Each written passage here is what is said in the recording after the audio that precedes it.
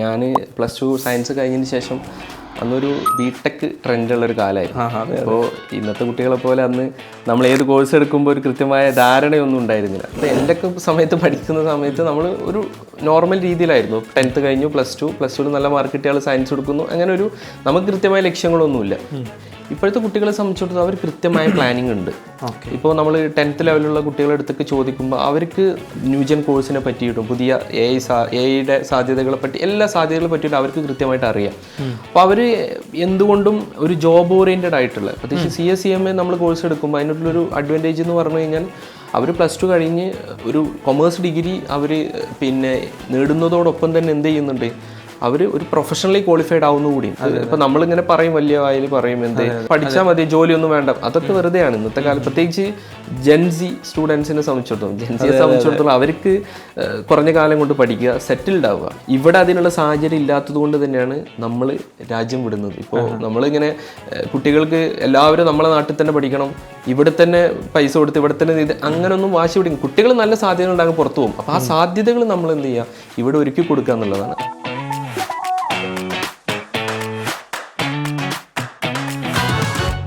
ICMSൻ്റെ മറ്റൊരു എക്സ്പേർട്ട് ടോക്കിലേക്ക് നിങ്ങൾക്ക് എല്ലാവർക്കും സ്വാഗതം. ഇന്ന് നമ്മളുടെ എക്സ്പേർട്ട് ടോക്കിൽ ഒരു വിശിഷ്ട അധ്യാപകന് നമ്മളോടൊപ്പം ഉണ്ട്. ഞാൻ അങ്ങനെ വിശേഷിപ്പിച്ചതിൻ്റെ സാഹചര്യം എന്നുള്ളത് സയൻസ് +2 പഠിച്ചിട്ട് കൊമേഴ്സിലേക്ക് വരുന്നതിനെ കുറിച്ച് നമ്മൾ ചർച്ച ചെയ്തിരുന്നു. എന്നാൽ സയൻസും കഴിഞ്ഞ് ബിടെക്കും കഴിഞ്ഞ് MTechും കഴിഞ്ഞതിന് ശേഷം ഇപ്പോൾ ഇതാ CA ഫീൽഡിന് ആണ് ആള് പൂർണ്ണമായിട്ടുള്ളത് എന്ന് പറഞ്ഞാൽ മാത്തമാറ്റിക്സിൻ്റെ അധ്യാപകൻ കൂടെയാണ് പ്രിയപ്പെട്ട ഉനൈസ് സാർ ഇവിടെ എത്തിയിട്ടുണ്ട്. സാർ, ICMSൻ്റെ എക്സ്പേർട്ട് ടോക്കിലേക്ക് താങ്കൾക്ക് സ്വാഗതം. Thank you. ഓക്കെ, ഞാൻ ആ ചോദ്യം ചോദിച്ചു തുടങ്ങിയെന്ന് തന്നെ ഞാൻ നിങ്ങളിലേക്ക് തുടങ്ങുകയാണ്. ഈ ബിടെക് MTech ഇതൊക്കെ കംപ്ലീറ്റ് ചെയ്തിട്ട് ഒരു ടീച്ചറായിട്ട് പ്രൊഫഷനിലൂടെ മുന്നോട്ട് പോവുകയാണ്. എന്താണ് അങ്ങനെ വരാനുണ്ടായ ഒരു ടേസ്റ്റ് അല്ലെങ്കിൽ പാഷൻ എന്താണത്? ആക്ച്വലി സാർ പറഞ്ഞ പോലെ തന്നെ ആദ്യം പാഷനായിരുന്നു. നമ്മൾ പഠിക്കുന്ന സമയത്ത് തന്നെ ഇതുപോലെ ട്യൂഷൻ സംവിധാനമൊക്കെ ആയിട്ട് ഇങ്ങനെ ടീച്ചിങ്ങിൽ ഉണ്ടായിരുന്നു പാരലലായിട്ട്. കോളേജ് കാലത്ത് തന്നെ ലാസ്റ്റ് ഇയറൊക്കെ ആയ സമയത്ത് അങ്ങനെ കോളേജ് കഴിഞ്ഞപ്പോൾ ഇപ്പോൾ ഞാൻ +2 സയൻസ് കഴിഞ്ഞതിന് ശേഷം അന്നൊരു ബിടെക് ട്രെൻഡുള്ളൊരു കാലമായിരുന്നു. അപ്പോൾ ഇന്നത്തെ കുട്ടികളെ പോലെ അന്ന് നമ്മൾ ഏത് കോഴ്സ് എടുക്കുമ്പോൾ ഒരു കൃത്യമായ ധാരണയൊന്നും ഉണ്ടായിരുന്നില്ല. ബിടെക് ഒരു എഞ്ചിനീയറിംഗ് എന്ന് പറയുന്ന മെഡിക്കൽ എഞ്ചിനീയറിംഗ് ഇങ്ങനെ 2 സ്ട്രീമിനെ അറിയാം. അപ്പോൾ അന്ന് ഇതേപോലെ എൻട്രൻസ് എഴുതുക, +2 കഴിഞ്ഞ് എൻട്രൻസ് എഴുതുക, ഒന്നുകിൽ എഞ്ചിനീയറിംഗ് അല്ലെങ്കിൽ മെഡിക്കൽ, അങ്ങനെ ഒരു സ്ട്രീമിലേക്ക് പോയപ്പോൾ എഞ്ചിനീയറിംഗ് എടുക്കുന്നു. ഞാൻ ആക്ച്വലി +2 സയൻസ് ബയോളജി സയൻസാണ്. എന്നിട്ട് പോകുന്നത് ബിടെക്കിലെ എൻ്റെ റാങ്കിന് അന്ന് കിട്ടിയത് കമ്പ്യൂട്ടർ സയൻസ് ആയിരുന്നു. അന്ന് ഒരുപാട് സ്ട്രീമുകൾ ഉണ്ടെന്ന് പോലും നമുക്ക് അത്രത്തോളം കോളേജിൽ എത്തുമ്പോഴും അല്ലെങ്കിൽ ഇതിൻ്റെ ഓപ്ഷൻ കൊടുക്കുമ്പോഴൊക്കെയാണ് നമുക്ക് അറിയുന്നത്. ബിടെക്കിനകത്ത് ഒരുപാട് സ്ട്രീമുകളുണ്ട്, കമ്പ്യൂട്ടർ സയൻസ്, സിവിൽ, അങ്ങനെ ഒരുപാട്. അങ്ങനെ കമ്പ്യൂട്ടർ സയൻസിൽ എത്തുന്നു. അങ്ങനെ പിന്നെ ഏതായാലും തുടങ്ങിയാൽ പിന്നെ നമ്മളത് കംപ്ലീറ്റ് ആക്കണമല്ലോ. അങ്ങനെ അത് കംപ്ലീറ്റ് ചെയ്തതിന് ശേഷം നമ്മളിപ്പോൾ എപ്പോഴും പറയാറുണ്ട്, ഇപ്പോൾ ഓരോ കോഴ്സിനെ പറ്റി പറയുമ്പോഴും നമ്മൾ ഒരു നോർമൽ കേരളത്തിലിപ്പോൾ ഡിഗ്രിയെ പറ്റി പറയുമ്പോൾ ഇൻ്റഗ്രേറ്റഡ് കോഴ്സസ് ഇല്ലയെന്നുണ്ടെങ്കിൽ കുട്ടികൾ ഇനി ഡിഗ്രി കഴിഞ്ഞാൽ പിന്നെ എന്തെങ്കിലും ഒരു കോഴ്സിൽ എന്തെങ്കിലും ഒരു ഏരിയയിൽ സ്പെഷ്യലൈസ് ചെയ്യണം. എന്നിട്ടാണ് എന്ത് ചെയ്യാൻ നമുക്കൊരു ജോബ് ഓറിയൻറ്റഡ് ആയ രീതിയിലേക്ക് മാറാൻ പറ്റും. അപ്പോൾ ബിടെക് കഴിഞ്ഞപ്പോൾ പിന്നെ കുറച്ച് കാലം കഴിഞ്ഞപ്പോഴും നമ്മുടെ പാഷൻ അപ്പോഴും അവിടെ നിൽക്കുകയാണ്. ടീച്ചിങ് എന്നുള്ള ഒരു പാഷൻ അപ്പോഴും നിൽക്കുകയാണ്. അങ്ങനെ കഴിഞ്ഞ് കുറച്ച് സമയം നമ്മൾ IT മേഖലയിലൊക്കെ ഏകദേശം ഒരു ആകെ വർക്ക് ചെയ്ത് ഒരു 1-2 ഇയറിൻ്റെ ഇടയിൽ IT മേഖലയിൽ ചെറിയ രീതിയിലൊക്കെ വർക്ക് ചെയ്തു. അപ്പോഴും നമുക്കിത് മനസ്സിലായി, നമ്മൾ ഫീൽഡ് തിരിച്ച് അങ്ങനെ ടീച്ചിങ് മേഖലയിലേക്ക് വരികയാണ്. ആദ്യമായി ടീച്ചിങ് മേഖലയിൽ വർക്ക് ചെയ്തത് ഒരു കോളേജിലായിരുന്നു, ഒരു സെൽഫ് ഫൈനാൻസ് കോളേജിലായിരുന്നു. അത് BCA bachelor of computer application എന്ന് പറയുന്നു.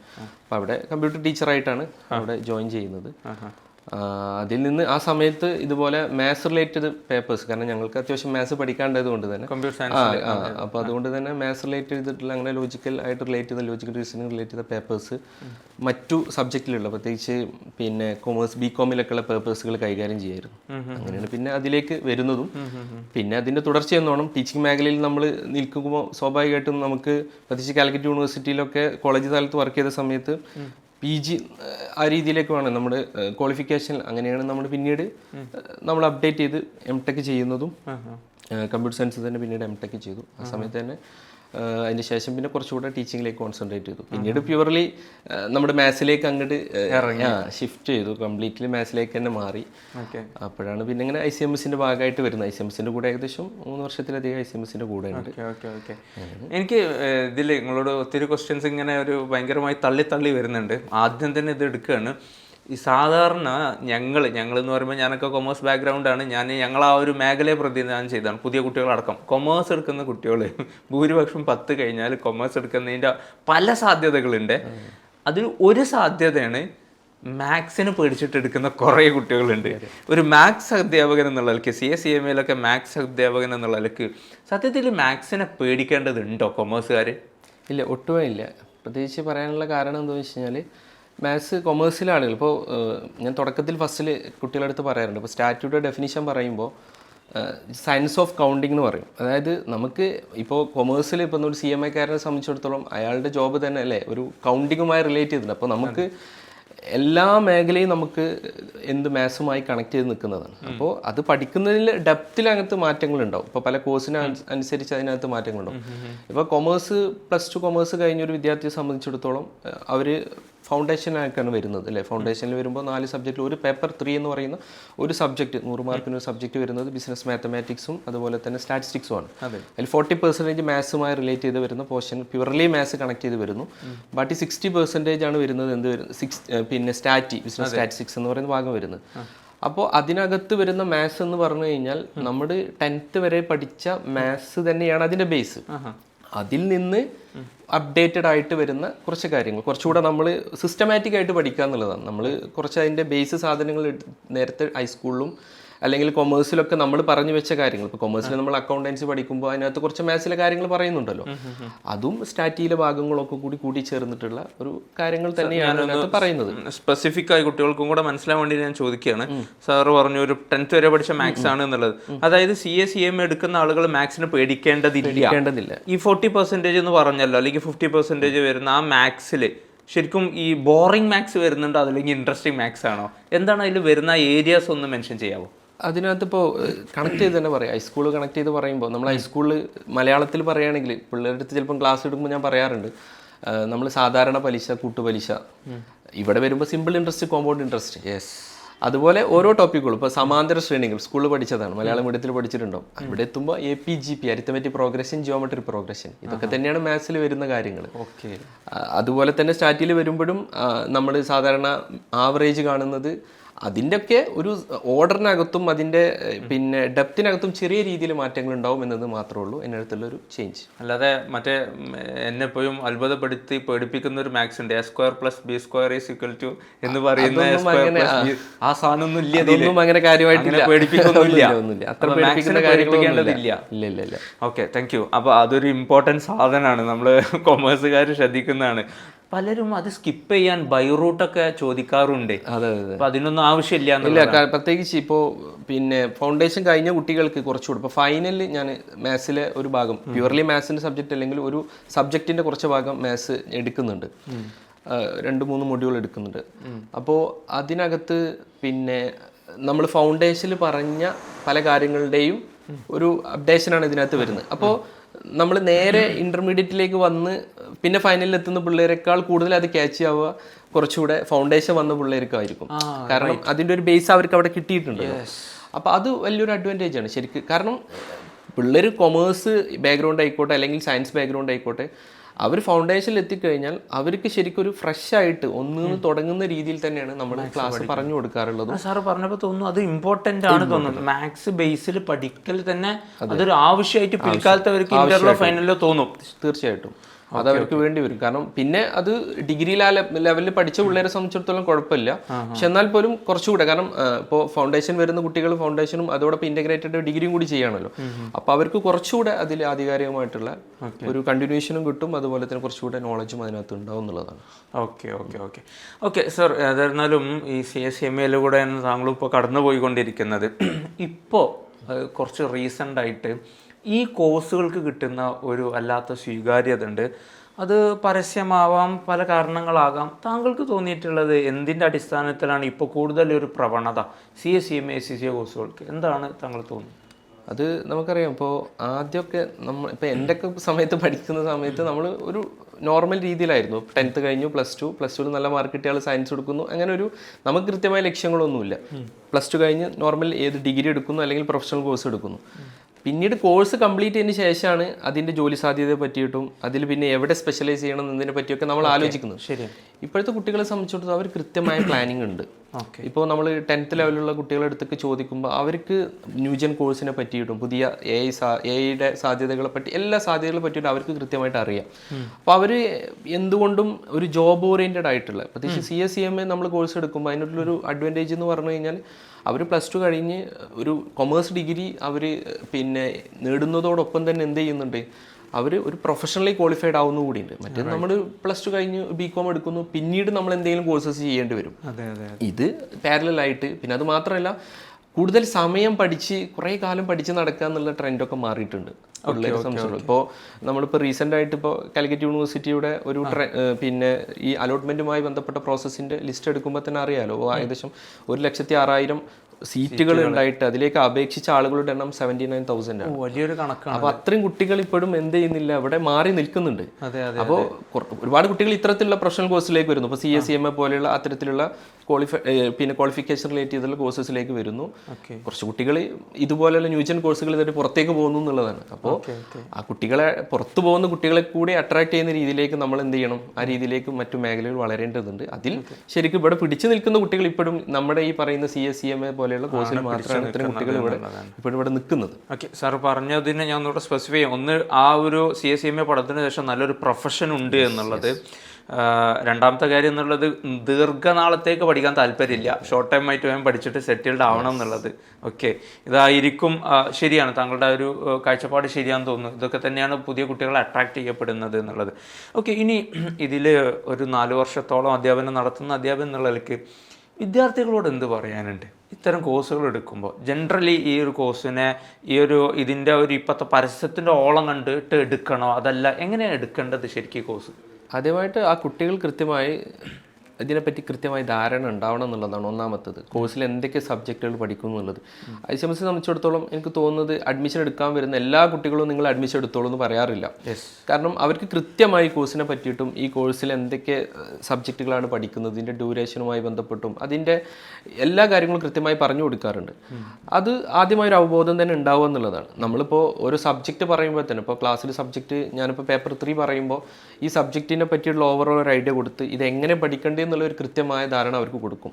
പിന്നെ കോഴ്സിന് ചേർന്നൊരു കുട്ടിയെ സംബന്ധിച്ചിടത്തോളം അവർ അതിന് പാഷനേറ്റഡ് ആയിട്ട് അല്ലെങ്കിൽ അവർ താല്പര്യം എടുത്ത് വന്ന ആളുകളാണ്. പിന്നീട് അവർക്ക് അത് കണ്ടിന്യൂ ചെയ്യുക അല്ലെങ്കിൽ അത് കംപ്ലീറ്റ് ചെയ്യുക എന്നുള്ളതാണ്, സക്സസ്ഫുള്ളി കംപ്ലീറ്റ് ചെയ്യുക എന്നുള്ളതാണ് അടുത്ത അവരുടെ ലക്ഷ്യം. അപ്പോൾ അതിന് പറ്റുന്ന രീതിയിൽ നമ്മൾ എന്ത് ചെയ്യാറുണ്ട്, ഇപ്പോൾ ഓരോ ഇൻഡിവിജ്വലി സബ്ജക്റ്റിൻ്റെ കാര്യമാണെങ്കിൽ ഇപ്പോൾ എൻ്റെ സബ്ജക്റ്റ് അറിയാമല്ലോ, ഇപ്പോൾ കുട്ടികൾക്കൊരു ധാരണ ഉണ്ടാവും. ആദ്യം തന്നെ വരുമ്പോൾ അവർ എപ്പോഴും ഒരു മുൻവിധിയോടെ കാണുക. ഫസ്റ്റ് ക്ലാസ്സിൽ ഞാനത് പറയാറുണ്ട്. നിങ്ങളിപ്പോഴും അവരുടെ അടുത്ത് ചോദിക്കുമ്പോൾ അവർ ആദ്യം തന്നെ ഒന്ന് മുഖം ചുളിക്കും മാത്സിനെ പറ്റി പറയുമ്പോൾ തന്നെ. അപ്പോൾ ഞാൻ ഇത് കൃത്യമായിട്ട് പറയാറുണ്ട്, ഇന്ന കാര്യങ്ങളൊക്കെ തന്നെയാണ് നിങ്ങൾക്ക് സബ്ജക്റ്റിനകത്ത് പറയാനുള്ളത്.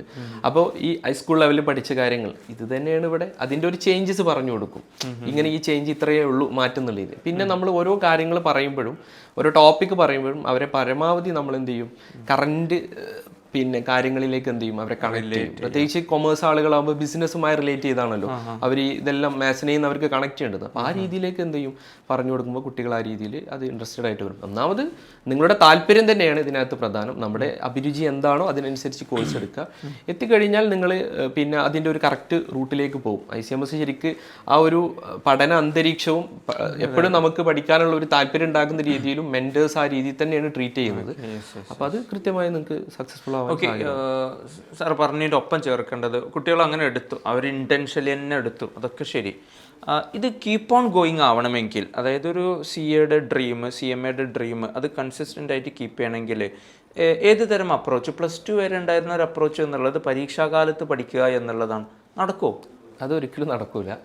അത് പിള്ളേരെ നമ്മൾ തുടക്കത്തിൽ തന്നെ കുട്ടികളുടെ അടുത്ത് പറയുന്ന കാര്യമാണ്. സിസ്റ്റമാറ്റിക് സ്റ്റഡി പ്ലാന് തന്നെ വേണം. കാരണം ഇതിനകത്ത് നമ്മൾ ഹൈസ്കൂൾ ലെവൽ അല്ലെങ്കിൽ +2 വരെ പഠിച്ച കാര്യങ്ങളാണെങ്കിൽ പോലും ഇവിടെ ക്വസ്റ്റ്യൻ ചോദിക്കുന്ന രീതിയിൽ ചെറിയ മാറ്റങ്ങൾ ഉണ്ടാവും. അപ്പോൾ അതുകൊണ്ട് തന്നെ അത് അറ്റൻഡ് ചെയ്യണമെന്നുണ്ടെങ്കിൽ, അത് ആൻസർ ചെയ്യണമെന്നുണ്ടെങ്കിൽ തീർച്ചയായിട്ടും അവർക്ക് ഒരു തലേ ദിവസമോ അല്ലെങ്കിൽ ഒരു 1 വീക്കോ ഇരുന്നു കൊണ്ട് പഠിച്ചു കഴിഞ്ഞാൽ ചിലപ്പോൾ അവർക്ക് അത് ക്യാച്ച് ചെയ്യാൻ കഴിയില്ല, അവർക്ക് ട്രാക്ക് ചെയ്യാൻ കഴിഞ്ഞോണമെന്നില്ല. അപ്പോൾ ഡെയിലി പ്ലാൻസ് അങ്ങനെ തന്നെ സെറ്റ് ചെയ്യണം. അപ്പോൾ അതുകൊണ്ട് തന്നെ നമ്മൾ ഇപ്പോൾ ഓരോ മൊഡ്യൂൾ വൈസ്, യൂണിറ്റ് വൈസ് 1, 2, 3 എക്സാമുകൾ നടത്തും. അതിനുശേഷം പിന്നെ മോഡൽ എക്സാമുകൾ അതിൻ്റെ പാരലായിട്ട് വേറെ വരും. അങ്ങനെയാണ് അത്രയും ക്വസ്റ്റ്യൻസുകൾ നമ്മൾ ചെയ്യാന്നുള്ളത്. പ്രത്യേകിച്ച് പ്രീവിയസ് ഇയർ ക്വസ്റ്റ്യൻസുകൾ, അതുപോലെ തന്നെ വരാൻ സാധ്യതയുള്ള മാക്സിമം ക്വസ്റ്റ്യൻസുകൾ ചെയ്തു കൊടുത്താൽ അവർക്ക് പിന്നെ ഏത് ടൈപ്പ് രീതിയിലേക്കും അവരെ മാറ്റാൻ കഴിയുമെന്നുള്ളതാണ്, അവരെ നമ്മളെ ഷേപ്പ് ചെയ്യാൻ കഴിയുക എന്നുള്ളതാണ്. അപ്പോൾ ആ രീതിയിലേക്ക് തന്നെ മാറുക എന്നുള്ളതാണ്. Okay fine. ഇനി ഞാൻ എൻ്റെ മുന്നിൽ വരുന്ന മിക്ക അധ്യാപകരോടാണെങ്കിൽ ചോദിക്കുന്ന വേറൊരു ചോദ്യം കൂടെ ഉണ്ട്. ഒരു രക്ഷിതാവ് എന്നുള്ളതിലേക്ക്, ഒരു പാരൻറ്റ്, ഇതെല്ലാം പഠിക്കാൻ വരുന്ന വിദ്യാർത്ഥിയുടെ ഒരു പാരൻറ്റ്, ആ പാരൻറ്റ് വിദ്യാർത്ഥിക്ക് കൊടുക്കേണ്ട സപ്പോർട്ട് എന്താണ്? സാധാരണ 12 വരെ പഠിക്കുന്ന ഒരു കുട്ടിക്ക് ഫീസ് കൊടുക്കുന്നു, വിടുന്നു. പ്രത്യേകിച്ച് ഫാദേഴ്സ് അവരൊക്കെ അങ്ങനെ കണ്ടിട്ടുള്ളൂ, അതല്ലെങ്കിൽ അത്രമാത്രം നോക്കേണ്ടതുള്ളൂ, അതും ശരിയാണ്. പക്ഷേ ഈ കോഴ്സിലേക്ക് വരുമ്പോൾ പാരൻസ് എന്തൊക്കെ ശ്രദ്ധിക്കണം, എവിടെയൊക്കെ അവരെ ഹെൽപ്പ് ചെയ്യണം?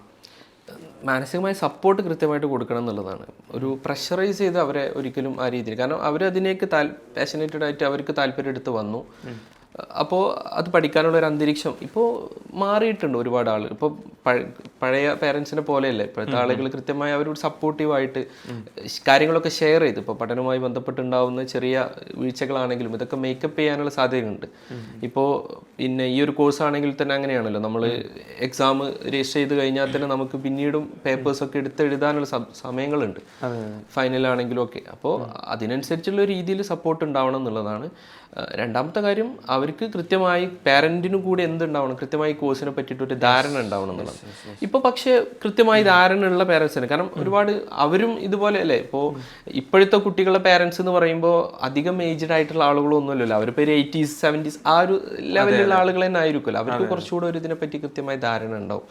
അപ്പോൾ അതുകൊണ്ട് തന്നെ അവരുടെ ഒരു കൃത്യമായ സപ്പോർട്ട് ഉണ്ടാവണം എല്ലാ അർത്ഥത്തിലും. ഒരു പ്രഷറൈസ് ചെയ്ത് അങ്ങനെ പഠിപ്പിക്കുന്നതിനപ്പുറത്തേക്ക് നമ്മൾ എല്ലാം അറിഞ്ഞ് അവരോട് കൂടെ ഒരു കാര്യങ്ങളൊക്കെ ഷെയർ ചെയ്ത് എന്ന രീതിയിലേക്ക് അവർ കൊണ്ടുപോകുക എന്നുള്ളതാണ്. ഓക്കെ, ഞാൻ വേറൊരു ക്വസ്റ്റ്യൻ ചോദിക്കുകയാണ്. ലൈക്ക് ഈ CSE CSE ഇതൊക്കെ നേരത്തെ ഉണ്ടായിരുന്നത് ഒരു ട്യൂഷൻ സംവിധാനം രൂപത്തിലായിരുന്നു. ഒരു പക്ഷേ നമ്മളൊക്കെ പഠനകാലത്ത് ഒരു പരിധിവരെ കുട്ടികൾ അതിലേക്ക് തിരിയാതെ ആഗ്രഹിക്കാതിരുന്ന് ചിലപ്പോൾ ആ ഒരു ഫിസിക്കൽ നേച്ചറിനെ കണ്ടിട്ടാണ്. കാരണം ഈക്വലി അപ്പുറത്ത് വലിയ വലിയ കോളേജുകളുണ്ട്, വലിയ കലാലയങ്ങളുണ്ട്, ബിൽഡിങ്ങുകളുണ്ട്, ഒരുപാട് ആനന്ദങ്ങൾ അവിടെ ഉണ്ട്. അതും ഇതൊരു ട്യൂഷൻ സംവിധാനത്തിലും ആയിരുന്ന ഒരു കാലം ഉണ്ടായിരുന്നു. പക്ഷേ ഇന്ന് ഇൻസ്റ്റിറ്റ്യൂട്ടുകളുടെ ഈ ഒരു റിഫോർമേഷൻ, പ്രത്യേകിച്ച് ഇപ്പോൾ ICMS മലബാറിൽ, മലപ്പുറം ജില്ലയിൽ വിശേഷിച്ച് അത് ആദ്യമായിട്ട് വലിയൊരു ക്യാമ്പസ് സിസ്റ്റം, ഈ ഒരു മാറ്റം എങ്ങനെ നിങ്ങൾ നോക്കിക്കാണുന്നത്? ഇൻസ്റ്റിറ്റ്യൂട്ടുകളുടെ ഇത്തരത്തിലുള്ള റോൾ എന്താണ് ഈ കോഴ്സുകളെ സ്പ്രെഡ് ചെയ്യുന്നതിൽ?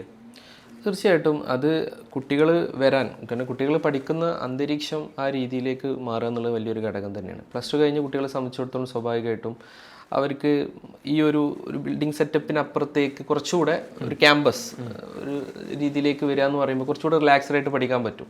കാരണം ഇന്നത്തെ കുട്ടികൾ കുറച്ചുകൂടെ നമ്മൾ പുതിയ കാലത്തെ സോഷ്യൽ മീഡിയ കാലത്താണെങ്കിലും എല്ലാ കാര്യങ്ങളും അവർ എൻജോയ് ചെയ്ത് പഠിക്കണം എന്നുള്ള ആഗ്രഹിക്കുന്ന ആളുകളാണ്. അപ്പോൾ അവർക്ക് കുറച്ചുകൂടെ നിലവിലൊരു പ്രൊഫഷണൽ കോഴ്സ് മാത്രമല്ല, ഞാൻ അതോടുകൂടി ഒരു ഡിഗ്രി പഠിക്കുന്നു എന്നുള്ള ഒരു ആ രീതിയിൽ തന്നെ ഒരു ക്യാമ്പസ് അറ്റ്മോസ്ഫിയറും കൂടി കിട്ടുമ്പോൾ, പ്രത്യേകിച്ച് അറ്റ്മോസ്ഫിയർ പിന്നെ നമ്മൾ ICMSനെ സംബന്ധിച്ചിടത്തോളം നമ്മൾ പ്രോഗ്രാംസുകളൊക്കെ ആ രീതിയിൽ തന്നെ നമ്മൾ സെറ്റ് ചെയ്യാറുണ്ട്. ഇപ്പോൾ ആർട്സ് ആണെങ്കിലും മറ്റു പ്രോഗ്രാംസുകളൊക്കെ, മറ്റു ഫെസ്റ്റിവൽ പ്രോഗ്രാംസുകളൊക്കെ നല്ല രീതിയിൽ ചെയ്തു പോകുന്നുണ്ടെങ്കിൽ കുട്ടികൾ ഒരിക്കലും ആ ഒരു സ്ട്രെസ്സ്, നമ്മൾ സ്ട്രെസ്സ് വലിയ പ്രധാനമുള്ള ഒരു കാര്യമാണല്ലോ. പ്രത്യേകിച്ച് ഇങ്ങനത്തെ ഒരു കോഴ്സസ് ഒക്കെ പഠിക്കുമ്പോൾ നമുക്ക് എക്സാംസും കാര്യങ്ങളൊക്കെ വരുന്ന കോമ്പറ്റേറ്റീവ് എക്സാം ആകുമ്പോൾ അതിൻ്റെതായ കാര്യങ്ങളുണ്ടാവും. അപ്പോൾ അതൊക്കെ ഒന്ന് റിലാക്സ് ചെയ്യാനും ഇങ്ങനത്തെ പ്രോഗ്രാമുകളും അതിനനുസരിച്ച് ഒരു ക്യാമ്പസിൻ്റെ ഒരു അന്തരീക്ഷം ആ രീതിയിലേക്ക് വരണം എന്നുള്ളത് വലിയൊരു ഘടകം തന്നെയാണ്. അത് തീർച്ചയായിട്ടും ICMSൽ അത് നമ്മുടെ ഒരു ക്യാമ്പസ് അതിന് വലിയൊരു അഡ്വാൻറ്റേജ് തന്നെ. ഓക്കെ, നമുക്ക് അവസാനിപ്പിക്കാം. ഒത്തിരി സമയം നമുക്ക് പോകാൻ സാധിക്കുന്നില്ല, എന്നാലും കുറച്ചും കൂടെ അറിയേണ്ടതുണ്ട്. എൻ്റെ ഒരു നെക്സ്റ്റ് ഒരു ചോദ്യം എന്നുള്ളത്, നമ്മളിപ്പോൾ ഇൻഫ്രാസ്ട്രക്ചറിനെ കുറിച്ച് പറഞ്ഞു, ഇൻസ്റ്റിറ്റ്യൂട്ട്. പക്ഷേ ഇൻസ്റ്റിറ്റ്യൂട്ടുകളുടെ ശരിയായ ദൗത്യം എവിടെയാണ് എടുക്കുന്നത്? കാരണം കോമ്പറ്റേറ്റീവ് എക്സാം പോലത്തെ ഒരു എക്സാംസ് ആണ് ഇതെല്ലാം. ഇതിലേക്ക് ഒരുക്കുന്ന ഇൻസ്റ്റിറ്റ്യൂട്ടുകൾ എവിടെയാണ് സപ്പോർട്ട് എടുക്കുന്നത്? ഫാക്കൾട്ടി, മെൻറ്റർഷിപ്പ്, അതിൻ്റെ അപ്പുറത്തേക്ക് അതിൻ്റെ പ്ലേസ്മെൻറ്റ്, എങ്ങനെ അതിനെ നോക്കി കാണുന്നു? ഈ ഒരു അക്കാഡമിക്സിലെ ഇൻസ്റ്റിറ്റ്യൂട്ടുകളുടെ റോള് എന്താ തോന്നുന്നത്? അത് മൂന്നും കണക്ട് ചെയ്ത് തന്നെ പോകണം. ഒരുപോലെ പ്രവർത്തിക്കേണ്ട 3 ഡിപ്പാർട്ട്മെൻറ്റ് തന്നെയാണ്. ഒന്നാമത് ഫാക്കൾട്ടീസിനെ സംബന്ധിച്ചിടത്തോളം അവർ കൃത്യമായ രീതിയിൽ പിന്നെ കുട്ടികൾക്ക് ഓരോ സബ്ജക്റ്റിനെ പറ്റിയിട്ടും കൃത്യമായ രീതിയിൽ അതിൻ്റെ ബേസ് കൊടുത്തിട്ടാണെങ്കിലും അതിൻ്റെ ക്വസ്റ്റ്യൻസിൻ്റെ ആ രീതിയിൽ ഇപ്പോൾ പ്രീവിയസ് എങ്ങനെയാണ് അതിൻ്റെ പാറ്റേൺ, അതുപോലെ തന്നെ ഒരു എല്ലാ സമയത്തും ഒരേ പാറ്റേണിൽ തന്നെ നമ്മൾ കാരണം സിലബസിനകത്ത് ഉണ്ടാകുന്ന ചേഞ്ചസ് ആണെങ്കിലും മറ്റു രീതിയിലൊക്കെ അതിനെ അപ്ഡേറ്റ് ചെയ്യുന്നതോടൊപ്പം തന്നെ മെൻറ്റേഴ്സിനും കൃത്യമായ റോളുണ്ട്. കാരണം മെൻറ്റേഴ്സാണ് അവരുടെ ക്ലാസ്സിലെ കാര്യങ്ങളെല്ലാം കൃത്യമായ രീതിയിൽ അവർ ഫോളോ അപ്പ് ചെയ്യുന്നതും മറ്റു കാര്യങ്ങളൊക്കെ. അനുഭവം പറയാൻ പറ്റും. അതായത് നമ്മുടെ ഇപ്പോൾ സബ്ജക്റ്റ് നമ്മൾ ഇപ്പോൾ ഫാക്കൽറ്റിനെ സംബന്ധിച്ചിടത്തോളം അവർ ഒരു ഫുൾ ഡേ ക്ലാസ്സിൽ എന്ത് ചെയ്യുന്നു, സബ്ജക്റ്റ് എടുക്കുക എന്നുള്ള രീതിയിലാണല്ലോ പോകുന്നത്. അപ്പോൾ നമുക്ക് കൂടുതൽ കുട്ടികളായിട്ട് ഈ പറയുന്ന പോലെ കുട്ടികളുടെ മാനസികമായിട്ടുള്ള കാര്യങ്ങളും അവരുടെ പേഴ്സണൽ ആയിട്ടുള്ള പല കാര്യങ്ങളും നമുക്ക് അറിഞ്ഞോണമെന്നില്ല. നമ്മൾ കാരണം ഈ എക്സാം കോമ്പറ്റേറ്റീവ് എക്സാമിൻ്റെ കോച്ചിങ് സെൻ്ററുകളിലെല്ലാം ഒരു ടൈം ഓറിയൻറ്റഡ് ആയിട്ട് ഇപ്പോൾ ഒരു 6 month നമുക്ക് 6 month എക്സാം എന്ന് പറയുമ്പോൾ തന്നെ ഒരു 3-4 മാസം നമുക്ക് കുട്ടികളെ പഠിപ്പിക്കാൻ സമയം കിട്ടുന്നുള്ളൂ. ആ സമയത്ത് നമ്മൾ ഈ പറയുന്ന സബ്ജക്റ്റുകളൊക്കെ അത്യാവശ്യം നല്ല വാസ്റ്റ് ആയിട്ടുള്ള സിലബസ് ആണ്. അപ്പോൾ നമ്മൾ പരമാവധി ആ രീതിയിൽ സബ്ജക്റ്റ് പറഞ്ഞു കൊടുക്കുന്ന പരമാവധി കുട്ടികൾ ആ രീതിയിലേക്ക് എത്തുമ്പോൾ അവരെ പിന്നെ അവരുടെ പേഴ്സണൽ ആയിട്ടുള്ള കാര്യങ്ങളാണെങ്കിലും അല്ലെങ്കിൽ മറ്റു കുട്ടികളുടെ പഠനത്തിൽ ഉണ്ടാവുന്ന അവരോട് ഫേസ് ചെയ്യുന്ന കാര്യങ്ങളൊക്കെ ശരിക്കും മനസ്സിലാക്കുന്നത് മെൻറ്റേഴ്സ് തന്നെയാണ്. മറ്റേ എക്സാമുമായി ബന്ധപ്പെട്ട കാര്യങ്ങൾ ഫോളോ അപ്പ് ചെയ്യുന്നതും മറ്റു കാര്യങ്ങളൊക്കെ അവർ തന്നെയാണ്. അപ്പോൾ അത് അതിൻ്റെ ഒരു സെക്കൻഡ് സ്റ്റെപ്പാണ്. അവരാണ് പിന്നെ അടുത്ത ജോബ്. ദെൻ ഇൻസ്റ്റിറ്റ്യൂട്ടാണ് പിന്നെ അടുത്ത്. കാരണം കുട്ടികൾ ഇത് കഴിഞ്ഞാൽ അവർക്ക് പ്ലേസ്ഡ് ആവുക എന്നുള്ളത്. കാരണം ഇന്നത്തെ കാലത്ത് എന്തായാലും ജോബ് എന്ന് പറയുന്നത് നമുക്ക് ഇപ്പം നമ്മളിങ്ങനെ പറയും, വലിയ വായിൽ പറയും എന്ത് വെറുതെ പഠിച്ചാൽ മതി ജോലിയൊന്നും വേണ്ട, അതൊക്കെ വെറുതെയാണ് ഇന്നത്തെ കാലം. പ്രത്യേകിച്ച് ജെൻസി സ്റ്റുഡൻസിനെ സംബന്ധിച്ചിടത്തോളം അവർക്ക് കുറഞ്ഞ കാലം കൊണ്ട് പഠിക്കുക, സെറ്റിൽഡ് ആവുക എന്നുള്ളതാണ്. അതുകൊണ്ട് തന്നെയാണ് ഇവിടെ അതിനുള്ള സാഹചര്യം ഇല്ലാത്തത് കൊണ്ട് തന്നെയാണ് നമ്മൾ രാജ്യം വിടുന്നത്. ഇപ്പോൾ നമ്മളിങ്ങനെ കുട്ടികൾക്ക് എല്ലാവരും നമ്മളെ നാട്ടിൽ തന്നെ പഠിക്കണം, ഇവിടെ തന്നെ പൈസ കൊടുത്ത് ഇവിടെ തന്നെ ഇത് അങ്ങനെയൊന്നും വാശി പിടിക്കും. കുട്ടികൾ നല്ല സാധ്യതകൾ ഉണ്ടാകും, പുറത്തു പോകും. അപ്പോൾ ആ സാധ്യതകൾ നമ്മൾ എന്ത് ചെയ്യുക, ഇവിടെ ഒരുക്കി കൊടുക്കുക എന്നുള്ളതാണ്. അപ്പോൾ അത് ഒരുക്കുന്നതിൽ ICMS കൃത്യമായി പങ്ക് വഹിക്കുന്നുണ്ട്. കുട്ടികളെ എല്ലാ അർത്ഥത്തിലും ഇവിടെ എൻജോയ് ചെയ്യാൻ വേണ്ടിയിട്ടും ക്യാമ്പസ് അറ്റ്മോസ്ഫിയർ കൊടുക്കുന്നുണ്ട്. എന്നാൽ അവരെ റിസൾട്ട് ഓറിയൻറ്റഡ് ആയിട്ട് പിന്നെ പഠിക്കുന്ന രീതിയിലേക്ക് ഫാക്കൽറ്റി ആണെങ്കിലും മെൻറ്റർ സംവിധാനമാണെങ്കിലും പ്ലേസ്മെൻറ്റ്സ് സംവിധാനമാണെങ്കിലും ഇപ്പോൾ ICMS സംബന്ധിച്ചിടത്തോളം അവരുടെ ഹിസ്റ്ററി വെച്ച് നോക്കുമ്പോൾ കുട്ടികളുടെ അക്കാദമിക് നിലവാരം റാങ്ക് ലെവലിൽ കുട്ടികൾ വരുന്നുണ്ട്. ഫൗണ്ടേഷൻ ലെവലിൽ 100% കുട്ടികൾ പാസ്സായ സമയം ഉണ്ടായിട്ടുണ്ട്. റീസെൻ്റ് നടന്ന എക്സാമിൽ പോലും കേരളത്തിലെ ഏകദേശം 1029 അതിനകത്ത് പിന്നെ 373 കുട്ടികൾ അല്ലേ പാസ്സായത് കഴിഞ്ഞ വർഷം. ഞാൻ പേപ്പർ 3 കൈകാര്യം ചെയ്തിരുന്നു. അപ്പോൾ അങ്ങനെ നോക്കുമ്പോൾ പാസ് റേഞ്ച് തന്നെ നമ്മുടെ നല്ല രീതിയിലാണ് നിൽക്കുന്നത്. പിന്നെ പ്ലേസ്മെന്റ് ആയ കുട്ടികൾ, പ്ലേസ്ഡ് ആയ കുട്ടികളുടെ വലിയ വലിയ കമ്പനീസിലാണ് നമ്മളെ കുട്ടികളൊക്കെ ഉള്ളത്. അപ്പോൾ അത് വലിയൊരു ഘടകം തന്നെയാണ്. ഇത് മൂന്നും ഒരുമിച്ച് കൊണ്ടുപോകുക എന്നുള്ളത് തന്നെയാണ് ഇതിനകത്ത്.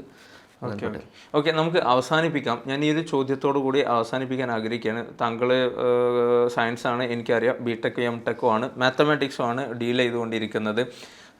എന്നിരുന്നാലും അതൊരു സയൻസ് മേഖലയാണെന്ന് പറഞ്ഞു കഴിഞ്ഞാലും ഈ ഒരു കോഴ്സിൻ്റെ പ്രൊഫഷൻ്റെ അങ്ങേയറ്റത്ത് വലിയൊരു ശമ്പളം, അതല്ലെങ്കിൽ വലിയൊരു ഗ്ലാമറസ് പ്രൊഫഷൻ, ഇതിനെ കണ്ടുകൊണ്ടും കൂടെ അല്ലേ കുട്ടികൾ ഇതിലേക്ക് വരുന്നത്? എന്താണ് നിങ്ങളുടെ അതിനെക്കുറിച്ചുള്ളൊരു താരതമ്യം? CAയുടെ പ്രൊഫഷൻ, CMAയുടെ പ്രൊഫഷൻ അത് തന്നെയാണ്. കാരണം ഈ പറയുന്ന ഇന്നത്തെ കാലത്ത് ഏറ്റവും ഹൈലി പ്രൊഫഷണൽ ആയിട്ടുള്ള അല്ലെങ്കിൽ ഹൈലി ആ ഒരു രീതിയിൽ നമ്മൾ നിൽക്കുമ്പോൾ അല്ലേ ഹൈ എൻഡിൽ നിൽക്കുന്ന ഒരു പ്രൊഫഷൻ തന്നെയാണ്. അപ്പോൾ ആ ഒരു ക്വാളിഫിക്കേഷൻ ആ രീതിയിൽ തന്നെ ഉള്ളതുകൊണ്ട് തന്നെയാണ് കുട്ടികൾ ആ രീതിയിലേക്ക് വരുന്നത്. പ്രത്യേകിച്ച് കുട്ടികളുടെ സാലറി സ്കെയിലും ഇപ്പോൾ ഫസ്റ്റിലി ഇത് ക്വാളിഫൈ ചെയ്ത ആളെ സംബന്ധിച്ചിടത്തോളം പിന്നെ പ്ലേസ്ഡ് ആവുന്ന ആദ്യത്തെ സാലറി തന്നെ ആ രീതിയിലാണ്, വലിയ ഒരു അക്കത്തിലേക്കാണ് പോകുന്നത്. അപ്പോൾ അതുകൊണ്ട് തന്നെ നമ്മൾ മറ്റു പല ഫീൽഡിലുള്ള ഒരു പ്രശ്നം എന്ന് വെച്ച് കഴിഞ്ഞാൽ ഒരുപാട് ആളുകൾ ഫീൽഡിലുള്ളത് കൊണ്ട് തന്നെ അത്രയും ആളുകൾ ക്വാളിഫൈ ചെയ്ത് വരുന്നതുകൊണ്ട് തന്നെ വളരെ ചെറിയ സാലറിയിൽ വന്നു. പിന്നീട് ഇങ്ങനെ മെല്ലെ മെല്ലെ എക്സ്പീരിയൻസ്ഡ് ആകുമ്പോഴേ നമ്മൾ ആ ലെവലിലേക്ക് എത്തുന്നുള്ളൂ. ഇത് ക്വാളിഫൈ ചെയ്താൽ തന്നെ നമ്മൾ ഈ പറയുന്ന നമുക്ക് ആകർഷകമായ ഇന്നത്തെ കാലത്ത് അത് എത്ര വലിയ അക്കങ്ങളിലേക്ക് നമുക്ക് വരാൻ കഴിയും എന്നുള്ളത്. അവസാനിപ്പിക്കുകയാണ്, ഒരൊറ്റ ചോദ്യം കൂടെ ചോദിക്കുകയാണ്. ഇതിൻ്റെ കോസ്റ്റ് സൈഡ്, ഇപ്പോൾ താങ്കളുടെ സയൻസ് മേഖലയാണ്, ഈ കോസ്റ്റ് സൈഡിലും ഇപ്പോൾ പഠിക്കാനെടുക്കുന്ന കോസ്റ്റ്, ആ ഒരൊറ്റ കോസ്റ്റ് ഇവിടെ 1 മാസം കൊണ്ടോ 2 മാസം കൊണ്ടോ തീർക്കാനും പറ്റും. അതായത് ചുരുങ്ങിയ ചെലവും തന്നെയാണ് താരതമ്യേന മറ്റുള്ള 10-50 ലക്ഷം കൊടുത്ത് പഠിക്കുന്ന, കോടികൾ കൊടുത്ത് പഠിക്കുന്ന സ്ട്രീമുകൾ ഉണ്ടെങ്കിൽ പോലും ഇതിനെ നോക്കുമ്പോൾ കോസ്റ്റ് കുറവാണ്. ഒരു 1-2 മാസം ശമ്പളം കൊണ്ട് തന്നെ തിരിച്ചെടുക്കാം. എന്താ നിങ്ങളുടെ ഒരു അഭിപ്രായം? തീർച്ചയായിട്ടും. അത് ഇപ്പോൾ പ്രൊഫഷണൽ കോഴ്സ് എന്ന് പറയുമ്പോൾ ഇപ്പോൾ സയൻസ് മേഖല കഴിഞ്ഞാൽ ഇപ്പോൾ നമ്മൾ പറയും മെഡിക്കൽ ഫീൽഡിൽ MBBS, അതിൻ്റെ മറ്റു സ്ട്രീമുകൾ ഒരുപാടുണ്ട്. അതുപോലെ തന്നെ ബിടെക്. അപ്പോൾ അതൊക്കെ ഈ സെൽഫ് ഫൈനാൻസ് മേഖലയിലേക്ക് നമ്മൾ അതിനെപ്പറ്റി ചിന്തിക്കും. ഗവൺമെൻറ് സെക്ടറിൽ വളരെ പരിമിതമായ സീറ്റേ ഉള്ളൂ. ഇപ്പോൾ MBBS ഒക്കെയാണ് പറയുന്നത്, വളരെ പരിമിതമായ സീറ്റേ ഉള്ളൂ. അത് ലക്ഷങ്ങളും കോടികളുമാണ് നമ്മൾ അതിനേക്ക് ചിലവഴിക്കേണ്ടി വരിക. അത് 6 വർഷം നമ്മളത് പിന്നെ പഠിച്ചു കഴിയുമ്പോൾ, അല്ലെങ്കിൽ ബിടെക്കിലാണെങ്കിലും സെൽഫ് ഫൈനാൻസ് കോഴ്സിനകത്തും അത്യാവശ്യം നല്ല ഫീസ് വരുന്നുണ്ട്.